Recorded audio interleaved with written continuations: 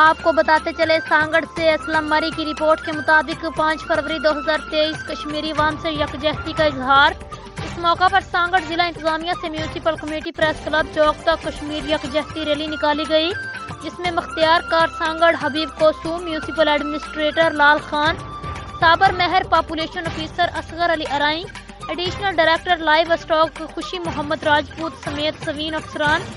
Civil society کے نمائندے، سیاسی و سماجی شخصیات نے شرکت کی۔ اس موقع پہ اگوانوں نے خطاب کرتے ہوئے کہا کہ ایک ساتھ قوموں کو کشمیری عوام کو بھارتی ظلم اور بربریت سے نجات دلائی جائے